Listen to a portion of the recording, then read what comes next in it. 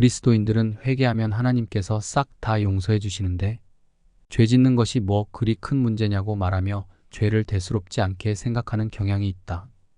하지만 우리가 간과해서는 안 될 것은 우리가 죄를 범하면 하나님이 주신 소중한 축복들이 하나씩 사라진다는 것이다. 성경의 첫 책 창세기만 면밀히 살펴봐도 죄로 인해서 얼마나 귀중한 하나님의 축복들이 없어졌는지 쉽게 짐작할 수 있다. 그래서 죄 때문에 사라진 대표적인 것 세 가지를 추려봤다. 죄가 앗아간 첫 번째 복은 영생이다. 창세기 2장에 보면 하나님께서는 에덴 동산을 창설하고 당신이 창조한 아담에게 그곳을 관리하도록 하셨다. 하나님이 맡기신 에덴 동산 중앙에는 두 종류의 나무가 있었는데 그 중 하나는 생명나무였고 다른 하나는 선악을 알게 하는 나무였다. 하나님은 에덴 동산을 경작하는 아담에게 동산 각종 나무의 열매는 내가 임의로 먹되 선악을 알게 하는 나무의 열매는 먹지 말라. 내가 먹는 날에는 반드시 죽으리라고 엄히 명하셨다. 하지만 아담 부부는 뱀의 유혹을 받고 그만 금단의 열매를 따 먹었다. 그래서 하나님은 당신의 말씀에 불순종한 그들을 동산에서 쫓아내셨다.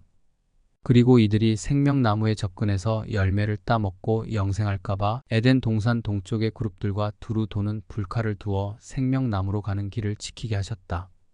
결국 아담의 범죄로 인류는 영생의 축복을 상실하고 죽음을 맞이하게 되었다. 인간의 죄로 인해 사라진 두 번째 복은 궁창 위의 물이다. 창세기 1장에서 하나님께서 날짜 별 창조를 하실 때 궁창, 즉 하늘 위에도 물층이 있었다. 둘째 날에 하나님은 궁창을 만드시고 온 우주를 덮고 있던 물을 분리하는 작업을 하셨다. 물을 분리하는 작업은 수평적인 분리와 수직적인 분리로 나뉘어 행해졌다. 수평적 분리는 궁창 아래의 물을 묵과 바다로 나누는 것을 말하고 수직적인 분리는 궁창 아래의 물과 궁창 위의 물로 나누는 것을 말한다. 궁창 아래의 물은 현재 우리가 일상적으로 볼 수 있기에 아는데 궁창 위에 있는 물에 대해서는 알기가 어렵다. 궁창 위의 물은 홍수 심판 때에 모두 땅으로 쏟아져 내렸기 때문이다. 홍수 심판 이전에는 궁창 위의 물 덕분에 지금과는 판이한 환경이 조성되었다.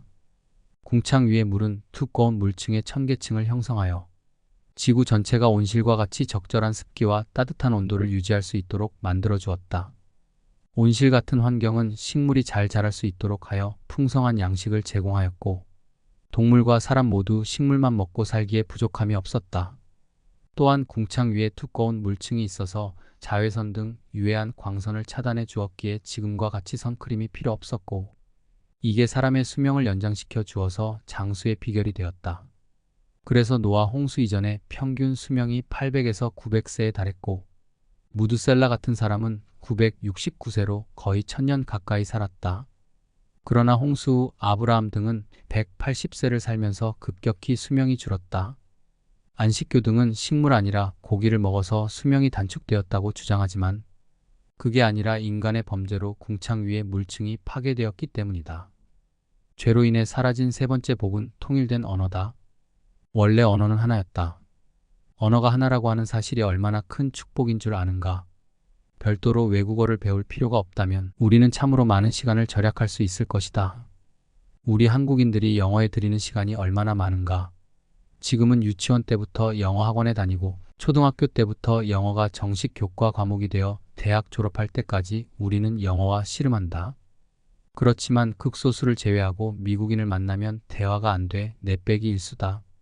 나는 10년 가까이 남아공과 미국에서 유학하면서 언어, 특히 영어 때문에 애먹고 있는 수많은 한인들을 보아왔다.